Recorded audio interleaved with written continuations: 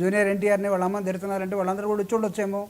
ఏమయ్యా కొత్తగా వచ్చావు, నువ్వు ఈ పార్టీలోకి టికెట్ తీసుకున్నావు, గెలిచావు, నువ్వు ఇష్టం వచ్చినట్టు మాట్లాడుతూ ఉంటే ఏంటి అని వాళ్ళు అడగడానికి హక్కు ఉంది కదా వాళ్ళకి. ఖచ్చితంగా. కాబట్టి ఒక ప్రజలకు సంబంధించిన ఒక సబ్జెక్ట్ వచ్చినప్పుడు అనంతరామరెడ్డి గారు మాట్లాడకూడదు, మాట్లాడితే వైఎస్ఆర్ కాంగ్రెస్ పార్టీకి ఏం సంబంధం, వైఎస్ఆర్ కాంగ్రెస్ పార్టీ ఇక్కడ కూడా రాజకీయం చేయదలుచుకుందా అంటే మేము స్ట్రాటజీస్ వాడతాం ఖచ్చితంగా.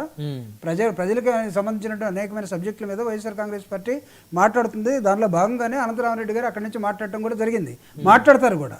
సమాధానం చెప్పుకోవాల్సింది ఎవరో, ఇందాక మనం పెరోల్ క్వశ్చన్కి దీనికి కూడా సమాధానం వస్తుంది.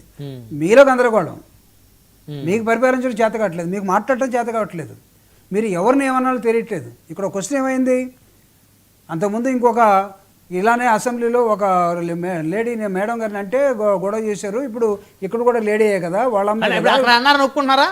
అదే కదా అక్కడ అన్నారని మీరు ఒప్పుకుంటారా లేదా? ఇప్పుడు ప్రజలు మాట్లాడుకుంటున్నదాన్ని మీరేమంటారు సార్? నో ఖచ్చితంగా అది తప్పైతే ఇది కూడా తప్పే.